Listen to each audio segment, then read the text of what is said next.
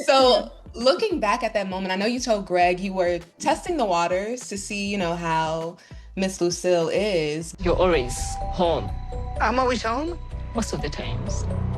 I think you should go more. But looking back at that moment, what are your thoughts now?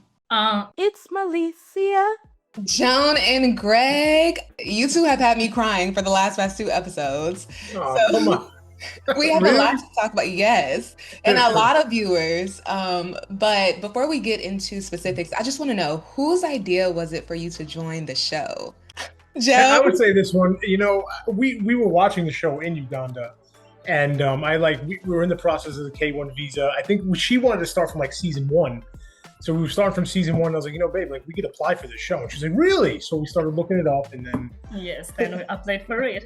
Yes, but he showed me the shows because I didn't know about anything about the show.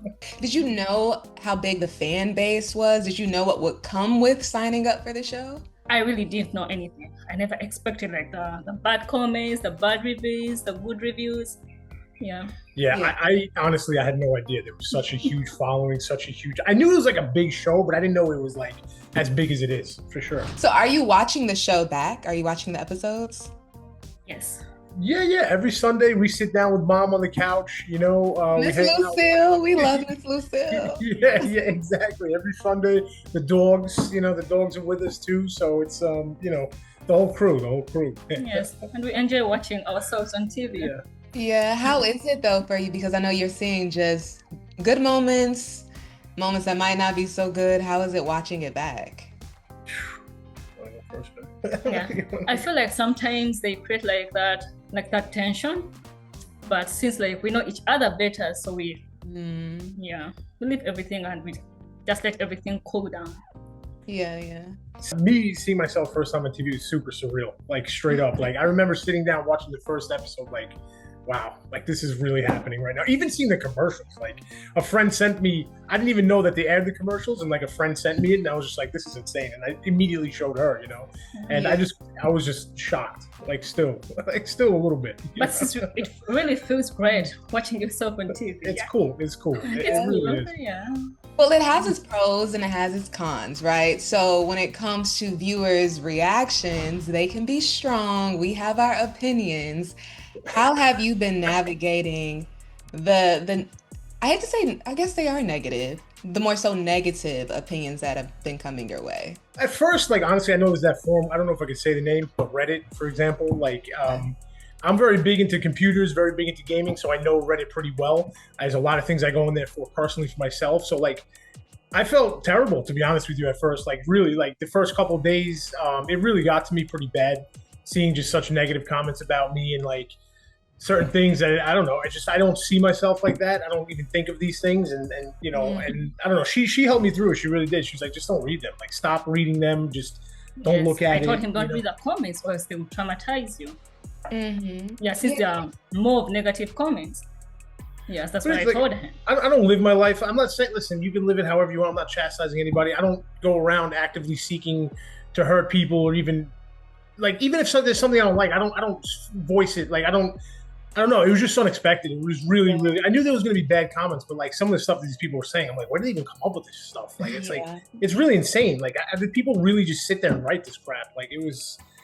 It can get rough, and other OG 90-day cast members will tell you don't look at the comments. But the thing about 90 Day is so interesting. One week you're so loved, and then the next you're not. So it's just That's what happened to me. Exactly, Joe. So Yeah. let's talk about that, because you're living with Miss Lucille, Greg's Yeah. mom, and there was an episode where you told her that you would prefer that she leaves the house more. Yeah. Anything you're not liking here, you can tell me now. You're always home I'm always home. most of the times. I think you should go more. A lot of people felt like that was rude, including me. I said, Joan, like, what was up with that? This is her house. So looking back at that moment, I know you told Greg you were testing the waters to see, how Miss Lucille is. She said she did get a little offended. She was kind of a little taken back by I it. just wanted to see her react. But looking back at that moment, what are your thoughts now?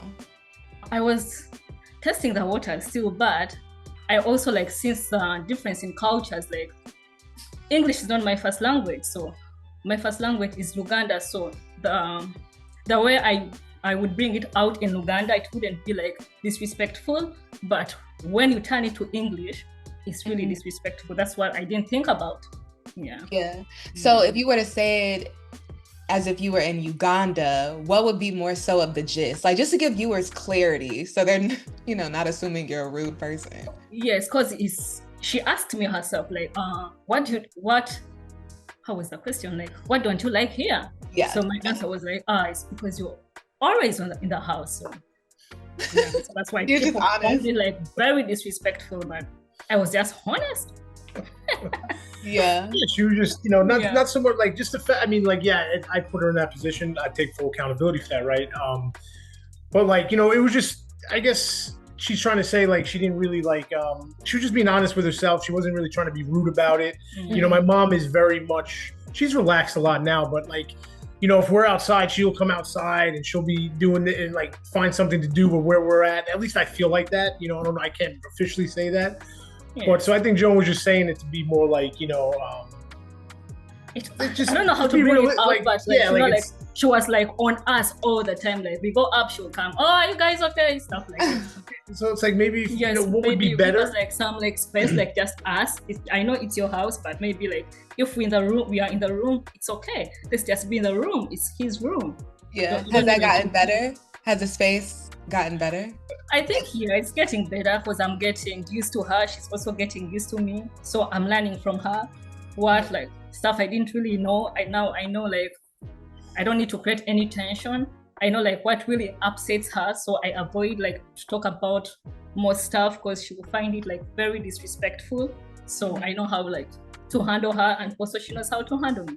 Yeah, you're learning the space better. Do you want me to come in with you and help you? I'd love to, but I'm going to be talking to my family.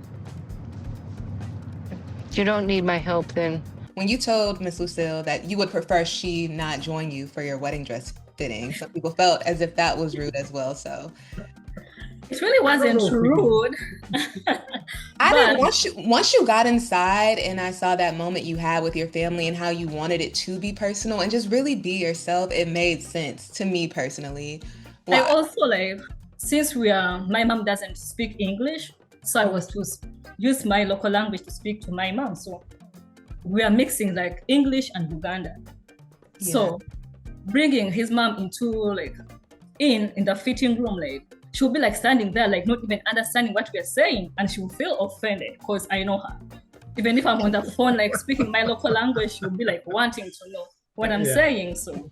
Yeah. Well, it sounds like you're still living with Miss Lucille. Is there a timeline on when you're planning to get out? Joan, I guess, I don't know if I could say this, but she does have a green card now, so we're trying to get her a job. And then once that works, we're trying to look at somewhere, possibly wherever she can land a job. Maybe we can get somewhere in between that. But we're looking. We're definitely looking. It's you know, saving money, saving like crazy.